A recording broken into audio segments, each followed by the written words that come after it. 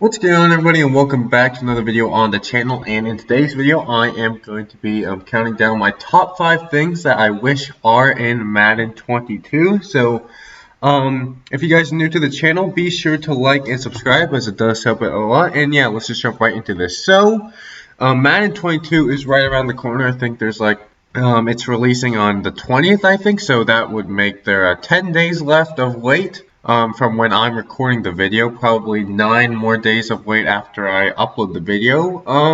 And yeah, now I do know that some people have gotten early access to Madden 22, so they can, confirm if these are in Madden 22. That'd be pretty nice, but I'm just going to go over the top 5 things that I think that need to be improved or added, adding new features in Madden 22. And yeah, we'll see, if any of these features or improvements are in there. So at number 5 is going to be the trade logic. Now, I feel like the trade logic is, and just like the whole trading system in general is, it definitely has been improved, but it definitely still has a lot more room for improvement. So first of all, if you go to trade and then you want to look at a player's player card, because that's how you get a lot of information on them.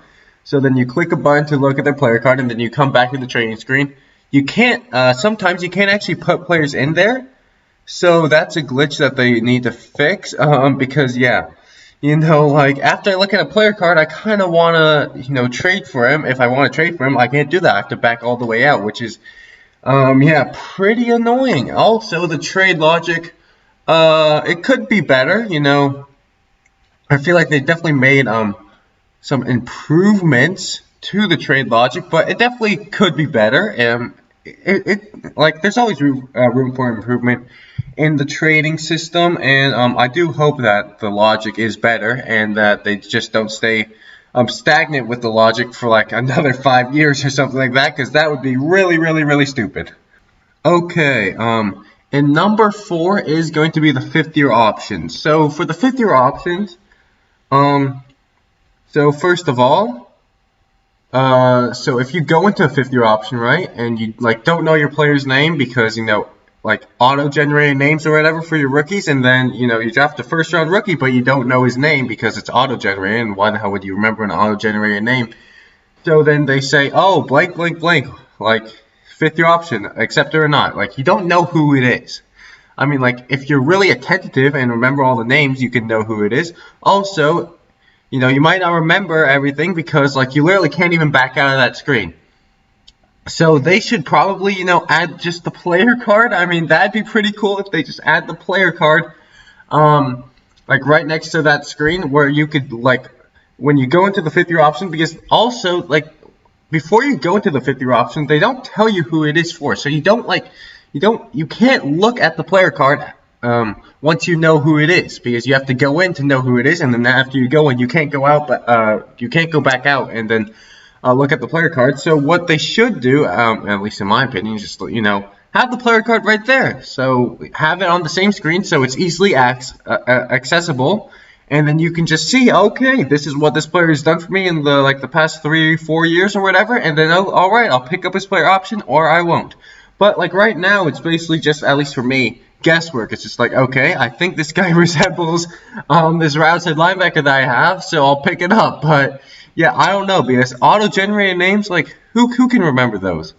Okay, number 3 is it's gonna be the moment system. So the moment system is something that I use. I think also many people use it if you're in a bit of a time crunch and you just want to play a game, but you don't want to play out the full game, which is usually 40 minutes or something. So then you use the moment system, which is 10 to 20 minutes. Yeah, it's a way quicker way to play. But the problem here is that the moment system, they don't put you in for the moments, the good moments. They have a very set, defined way for you to go into the moments. It's either if you're on a 3rd down or a 4th down, if it's a position to go for it.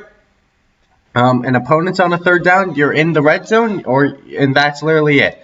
So, or it's the first drive or the final drive in between 2 minutes. That's literally all you can get put into, and I feel like there should be a better way to do it, because I've played, with the moments where like I would be winning like maybe 17-10 or something, and then like by the time I get input for the next moment, it's already like 28-17 and they're winning. So it's just like how did that happen? Like how, huh? So yeah, I feel like they could definitely upgrade the moment system, especially since it's really basic right now, and like I feel like Madden doesn't understand that if I'm winning a game 41-7 in the fourth quarter, I don't think I need to get put in because I think I've already won the game. Key moments are for game-changing moments, right? So then, if I've already like won the game when there's 3 minutes left, and then it's 41-7, why the hell are you putting me in? Like, wouldn't it just be better for you to just simulate through the rest of the game? Because there's literally no way that they're gonna come back 34 points in 3 minutes. So yeah, that's like my thing. It's just like why is it so stupid? Why can't it just learn to adapt in like the fourth quarter? If it's the fourth quarter and you're losing by a lot, maybe put the player in for the full drive more, and then if they're winning by a lot, maybe just don't put them in because the game's already clinched. Like they've already won the game. Yeah, and also like just key moments, like it's really predictable like what the moments are, and I feel like there are many different key moments that definitely do warrant you to play, but they just don't put you in. So yeah, key moments, the moment system is number 3. Okay, so number 2 for me is going to be a way or an option that you can play just as the coach.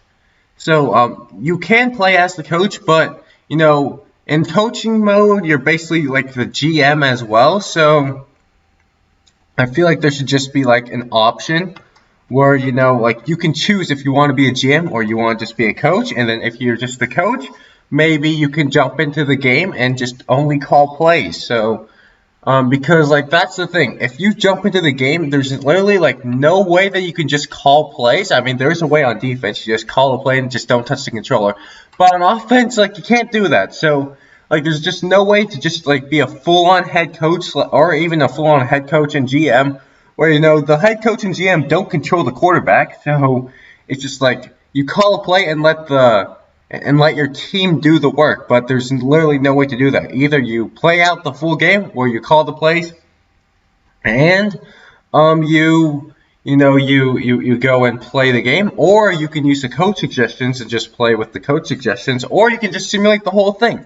But there's no way to just play as a coach, which I feel like is yeah, we definitely need that, right? Because it's a valid way of playing. Like maybe some people who are very good at game planning, but aren't that good at Madden in general. Okay, I mean, like I'm a really good coach, but I'm not a good quarterback. Why should that matter? Because I'm the coach of the team, not the quarterback. So yeah, I feel like there should definitely be a coach-only option where you can just call the plays and not actually physically play them.